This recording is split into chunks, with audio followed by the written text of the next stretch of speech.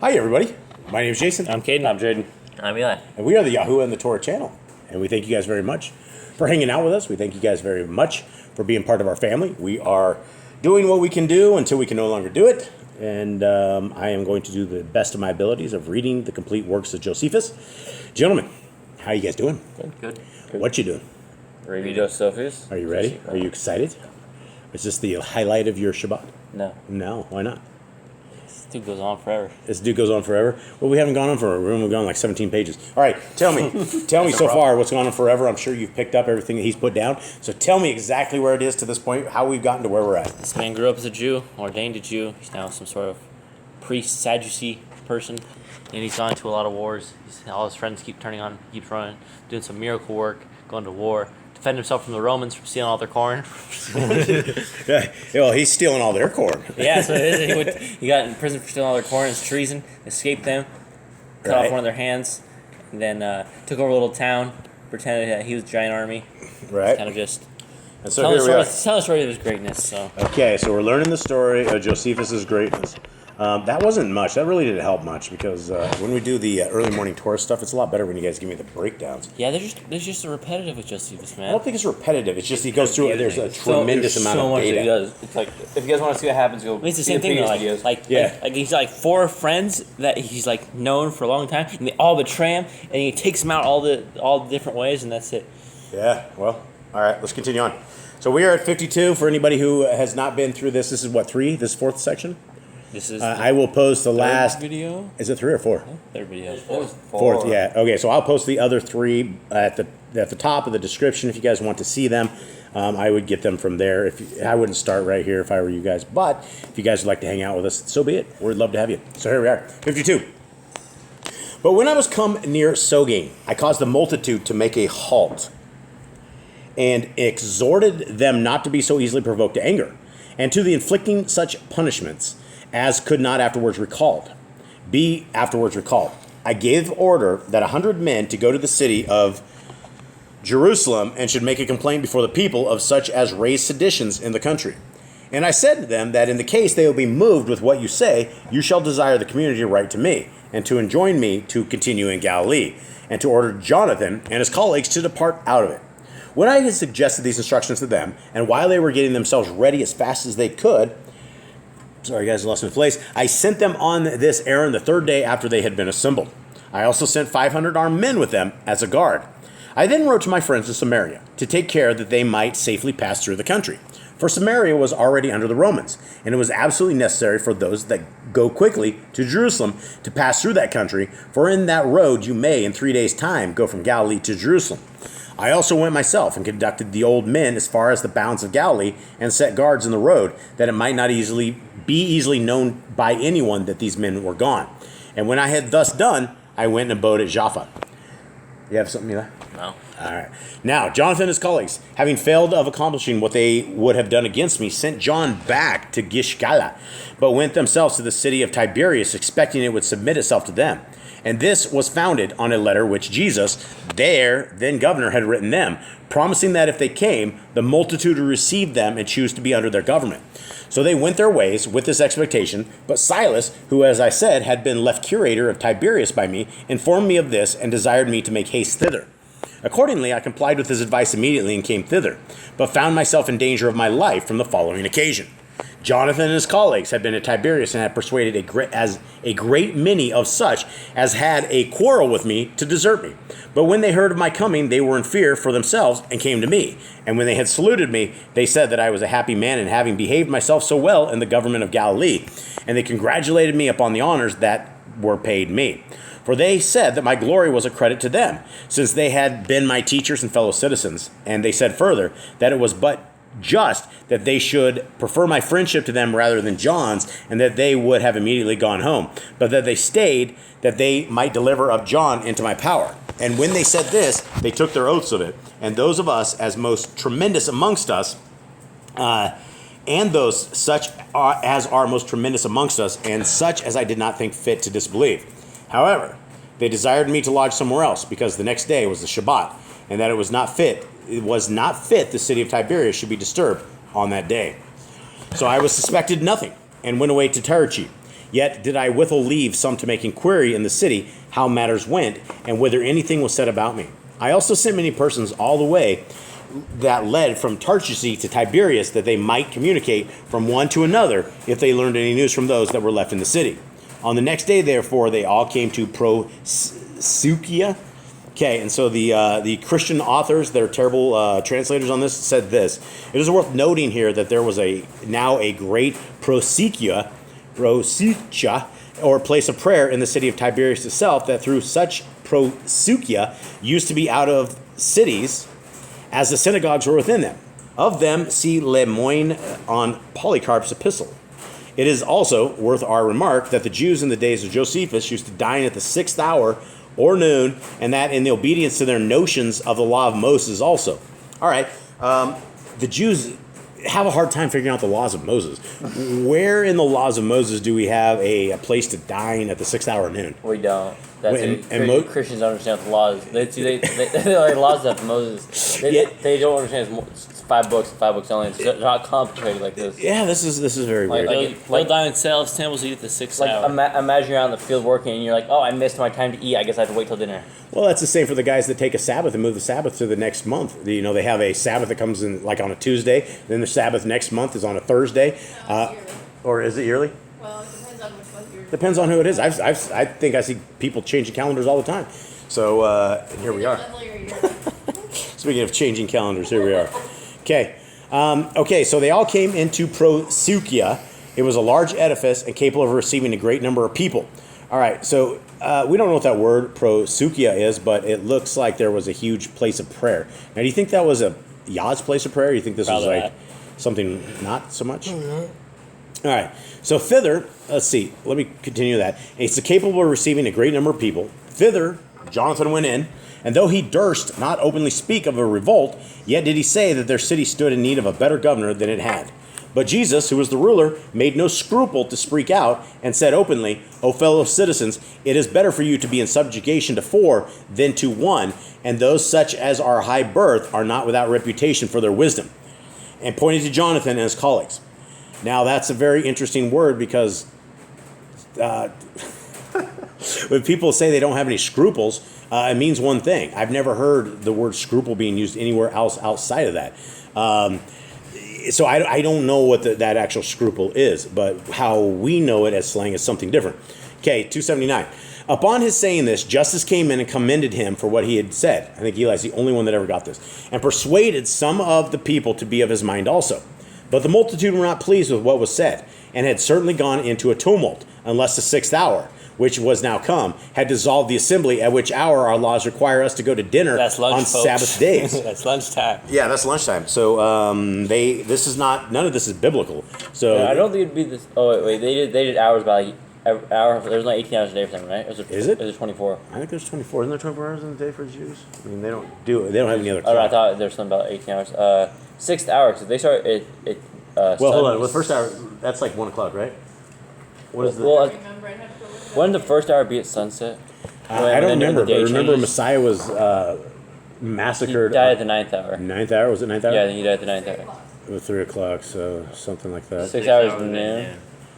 Yeah, 6 So hours. so they must start at sunrise. Is when they start like the maybe hours or something. Yeah, they have scheduled lunches. It's complicated. Huh? It's complicated. It is complicated, but this is not in Torah. None of this is. This is all Talmudic Judaism. Yep. Scruple means perplexity, trouble, or uneasiness of conscience. Okay, well, I guess I used that one wrong growing up, but that's certainly what everyone says. Okay, so let's continue on. 280. One more time for what does our scruple stand for, Mom? Perplexity. Perplexity? Or uneasiness. All right, there you go. It's uneasiness. Okay, so I guess he used it right. I used it wrong. Okay, continuing on. Where are we at, gents? We You are. said 280, right? 280. Okay, when I was informed of these affairs, I determined to go to the city of Tiberias in the morning. Accordingly, on the next day, about the first hour of the day, I came from Tarshish, and found the multitude already assembled in the Prosukia. But on what account they were gotten together, those that were assembled did not know. But when Jonathan and his colleagues saw me there unexpectedly, they were in disorder, after which they raised a report of their own contrivance that Roman horsemen were seen at a place called Union in the borders of Galilee, 30 furlongs distant from the city. Upon which report, Jonathan and his colleagues cunningly exhorted me not to neglect this matter, nor to suffer the land to be spoiled by the enemy. And this they said with a design to remove me out of the city, under the pretense of the want of extraordinary assistance, while they might dispose the city to be my enemy. All right, and so these are hard things to read. Anybody want to try reading these things? I do. Do you want to try it? Yeah. Yeah, you can try it. Go ahead. Well, we're on 283, right? Yeah, 283. I just can't reach there. Yeah, go for it. As for myself, although I knew of their design, yet did I comply with what they proposed, lest the people of Tiberias should have occasion to suppose that I was not careful of their security. I therefore went out, but when I was at the place, I found not the least footsteps of any enemy. So I returned as fast as I ever could, and found the whole council assembled, and the body of the people gotten together, and Jonathan and his colleagues bringing vehement accusations against me, as one who had no concern to ease them out of the burdens of war, and Ease them of the burdens of war. ease them of the burdens of war, and as one that lived luxuriously. And as they were discoursing this, they produced 4 letters as written to them, from some people that lived at the borders of Galilee, imploring that they would come to their assistance, for there was an army of Romans, both horsemen and footmen, who would come and lay waste to the country on the 3rd day. They desired them also to make haste, and did not overlook them.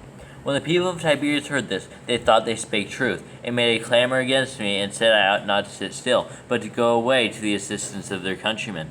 Hereupon I said, for I understood the meaning of Jonathan and his colleagues, that I was ready to comply with what they proposed, and without delay to march to the war which they spake of. Yet did I advise them at the same time that since these letters declared that the Romans would make their assault in 4 several places, that they should part their forces into 5 bodies, and make Jonathan and his colleagues generals of each body of them.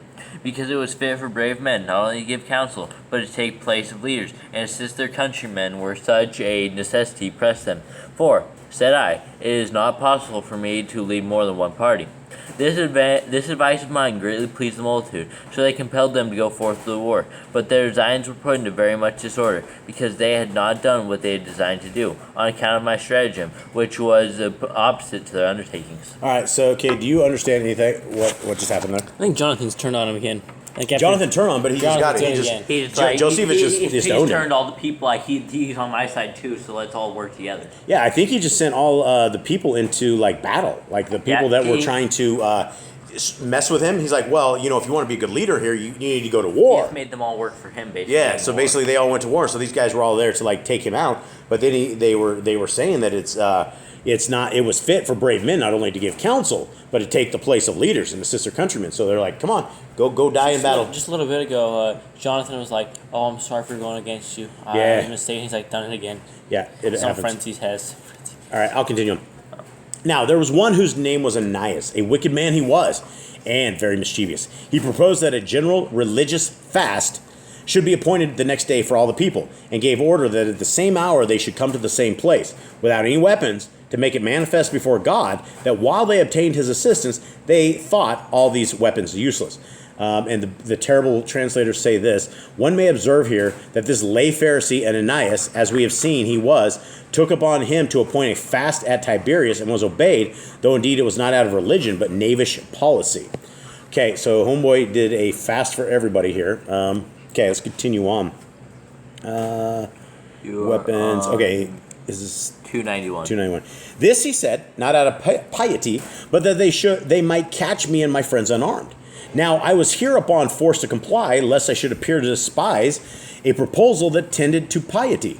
As soon, therefore, as we were gone home, Jonathan and his colleagues wrote to John to come to them in the morning. All right, so something I didn't realize is we have Jonathan and John. Mm-hmm. Okay, they wrote to John to come to them in the morning and desiring him to come with as many soldiers as he possibly could, for that they should then be easily to get me into their hands, and to do all they desired to do. When John had received this letter, he resolved to comply with it. As for myself, on the next day, ordered 2 of the guards of my body, whom I esteemed the most courageous and most faithful, to hide daggers under their garments, and to go along with me, that we might defend ourselves if any attack should be made upon us by our enemies. I also myself took my breastplate and girded on my sword, so that it might be, as far as it was possible, concealed, and came into the prosukia. Now Jesus, who was the ruler, commanded that they should exclude all that came with me, for he kept the door himself and suffered none but his friends to go in. And while we were engaged in the duties of the day and had betaken ourselves to our prayers, Jesus got up and inquired of me what was become of the vessels that were taken out of the king's palace when it was burnt down, and of that uncoined silver, and in whose possession they now were. This he said in order to drive away time till John should come. I said that Capellus and the 10 principal men of Tiberias had them all, and I told them that they might ask them whether I told a lie or not. And when they said they had asked them, he asked me, what is become of those 20 pieces of gold, which thou didst receive upon the sale of a certain weight of uncoined money? I replied that I had given them to the ambassadors of theirs, as a maintenance for them, when they were sent by them to Jerusalem. So Jonathan and his colleagues said that I had not done well to pay the ambassadors out of the public money. And when the multitude were very angry at them for this, for they perceived the wickedness of the men, I understood that a tumult was going to arise. And being desirous to provoke the people to a greater rage against the men, I said, but if I have not done well in paying our ambassadors out of the public stock, leave off your anger at me, for I will repay the 20 pieces of gold myself. When I had said this, Jonathan and his colleagues held their peace, but the people were still more irritated against them, upon their openly showing their unjust ill will to me. When Jesus saw this change in the people, he ordered them to depart, but desired the Senate to stay, for that they could not examine things of such a nature in a tumult. And as people were crying out that they would not leave me alone, there came one and told Jesus and his friends privately that John and his armed men were at hand. Whereupon Jonathan and his colleagues, being able to contain themselves no longer, and perhaps the providence of God hereby procuring my deliverance, for had this not been so, I had certainly been destroyed by John, said, O you people at Tiberias, leave off this inquiry about the 20 pieces of gold, for Josephus hath not deserved to die for them, but he hath deserved it by his desire of tyrannizing, and by cheating the multitude of the Galileans with his speeches in order to gain the dominion over them. When he had said this, they presently laid hands upon me and endeavored to kill me. But as soon as those that were with me saw what they did, they drew their swords and threatened to smite them if they offered any violence to me. The people also took up stones and were about to throw them at Jonathan, and so they snatched me from the violence of my enemies. But as I was gone out a little way, I was just upon meeting John, who was marching with his armed men. So I was afraid of him and turned aside and escaped by a narrow passage to the lake and seized on a ship and embarked on it and sailed over to Terchi. So Is beyond he just stealing ships? Is he just finding random boats and stealing them? I don't know. Maybe a friend, or maybe I don't know what's going to happen there. Lots of stuff in the story you don't know. So beyond my expectation, I escaped this danger. Whereupon I presently sent for the chief of the Galileans and told them after what manner against all faith had given. I had been very near to destruction from Jonathan and his colleagues and the people of Tiberias. Upon which the multitude of the Galileans were very angry, and encouraged me to delay no longer to make war upon them, but to permit them to go against John, and utterly to destroy him, as well as Jonathan and his colleagues. However, I restrained them, though they were in such a rage, and desired them to tarry a while, till we should be informed what orders those ambassadors that were sent by them to the city of Jerusalem should bring thence. For I told them that it was best to act accordingly to their determination, whereupon they prevailed, whereupon they were prevailed on. At which time also John, when the snares he had laid did not take effect, returned back to Gishchala. All right, Eli, take it. Now, in a few days, those ambassadors, whom we had sent, came back again and informed us that the people were greatly provoked by Ananias and Simon the son of Gamaliel and their friends, that, without any public determination, they had sent to Galilee and had done their endeavors that I might be turned out of the government. The ambassadors said further that the people were ready to burn their houses. They also brought letters, whereby the chief men of Jerusalem, at the earnest petition of the people, confirmed me in the government of Galilee, and enjoined Jonathan and his colleagues to return home quickly. When I had gotten these letters, I came to the village of Arbela, where I procured an assembly of Galileans to meet, and bid the ambassadors declare to them the anger of the people of Jerusalem at what had been done by Jonathan and his colleagues, and how much they hated their wicked doings, and how they had confirmed me in the government of their country, as also what related to the order that they had in writing for Jonathan and his colleagues to return home. So I immediately sent them the letter, and bid him that I needed to inquire, as well as he could, how they intended to act on this occasion.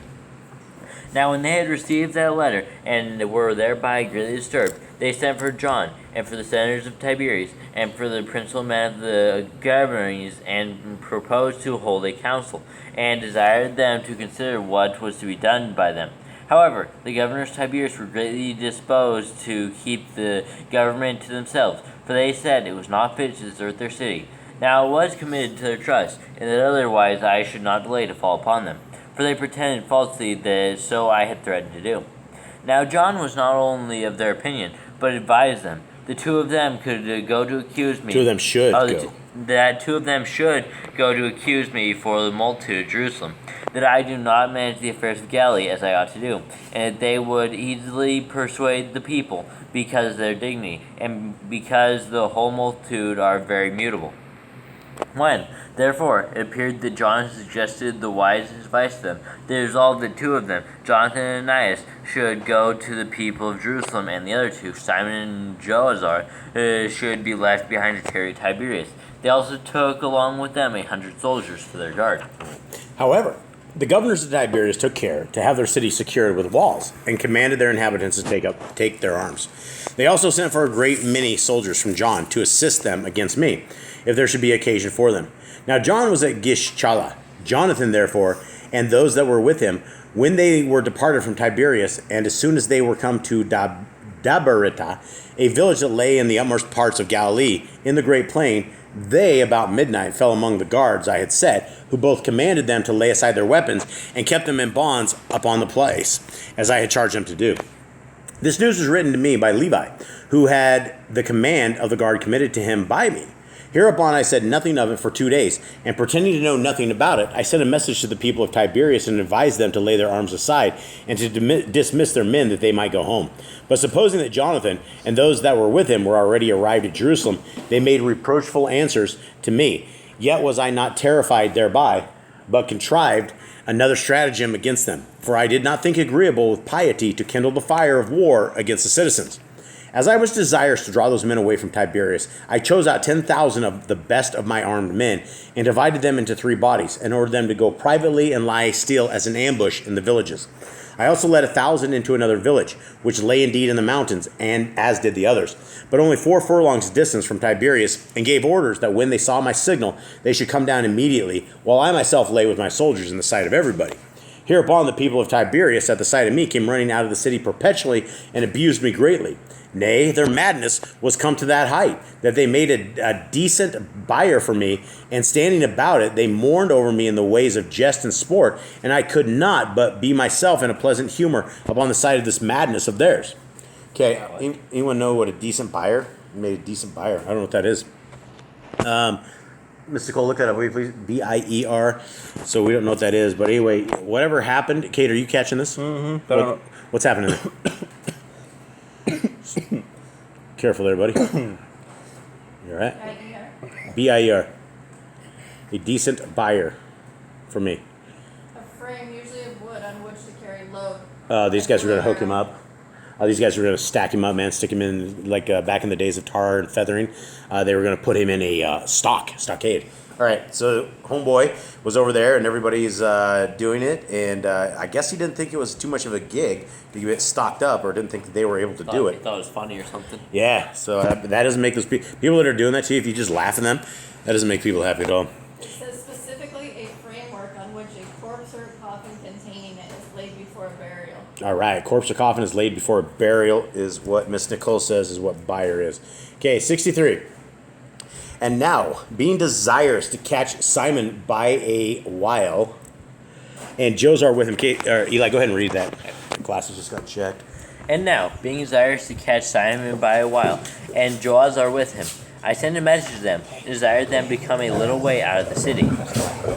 Hold on. We're having an issue. 1 second. Rolling on. Sorry, everyone.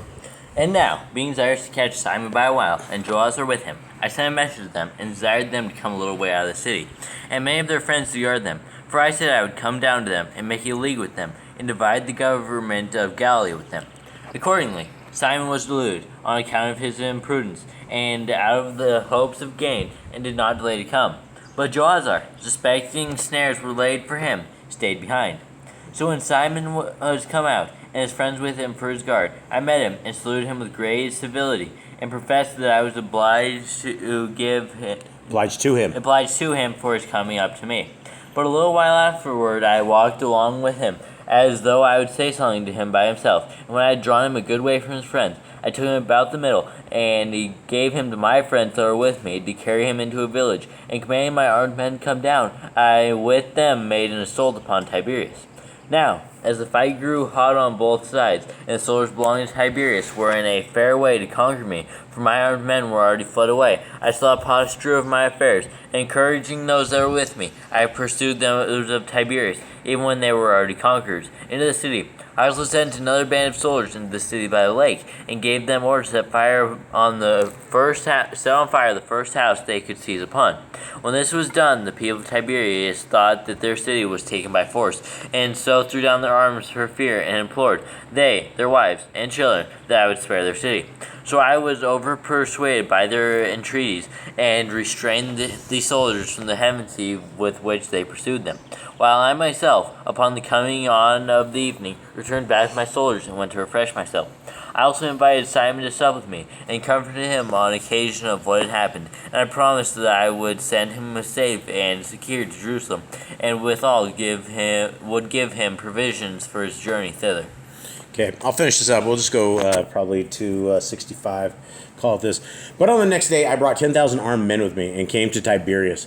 I then sent for the principal men of the multitude into the public place and enjoined them to tell me who were the authors of the revolt. And when they told me who the men were, I sent them bound to the city of Jotapata. But as to Jonathan and Ananias, I freed them from their bonds and gave them provisions for their journey, together with Simon and Josar and 500 men who should guard them. And so I sent them to Jerusalem. The people of Tiberias also came to me again and desired that I would forgive them for what they had done. And they said they would amend what they had done amiss with regard to me by their fidelity for the time to come. And they besought me to preserve what spoils remained upon the plunder of the city for those that had lost them. Accordingly, I enjoined those that had got them to bring them all before us. And when they did not comply for a great while, and I saw one of the soldiers that were about me with a garment on that was more splendid than ordinary, I asked him whence he had it. And when he replied that he had it out of the plunder of the city, I had him punished with stripes. And I threatened all the rest to inflict a severe punishment upon them, unless they produced before us whatsoever they had plundered. And when a great many spoils were brought together, I restored to every one of Tiberias what they claimed to be their own. And now I am come to the part of my narration. I have a mind to say a few things to Justus, who hath himself written a history concerning these affairs, as also to others who profess to write history, but have little regard to truth, and are not afraid, either out of ill will or good will, to some persons to relate falsehoods. These men do not like those who compose forged deeds and conveyances, and because they are not brought to the like punishment with them, they have no regard to truth. When therefore Justus undertook to write about these facts and about the Jewish war, that he might appear to have been an industrious man, he falsified in what he related about me, and could not speak truth, even about his own country. Whence it is that, being belied by him, I am under necessity to make my defense, and so I shall say what I have concealed till now, and let no wonder that I have not told the world these things a great while ago, for although it be necessary for a historian to write the truth, yet is such a one not bound severely to animadvert on the wickedness of certain men, not out of any favor to them, but out of the author's own moderation. Okay, so what he's about to do is he's about to unleash the fury on this dude named Justus, and I think this is a good stopping point for us right here. 340, I think, is where we will pick this up next Shabbat, Yah willing. If I can see at that point, we will do that. What do you guys make of this so far? He gets into a lot of wars. I don't know why he keeps setting these guys free. Why he keeps letting these guys go after they keep trying to get him killed and get his country into war. Yeah. I don't know why he just keeps letting them go and taking care of them. I don't understand what this is about. But. This is interesting. It is an interesting concept. These are all people of Yisrael, right? These are all people that should be following the law, statutes, and commandments, right? It should be a separated people than the rest of the people, and he doesn't want a civil war, right? What he's trying to do is he's trying to avoid a civil war at all costs, trying to do as least as possible in terms of igniting war amongst his own people who were under the control and oppression of Rome as it is. And so these are interesting stories. We don't know if they're true, we don't know if they're false, but we are going over them just the same. So with that, everybody, we hope you have a wonderful day. Have a good one. All right, shalom.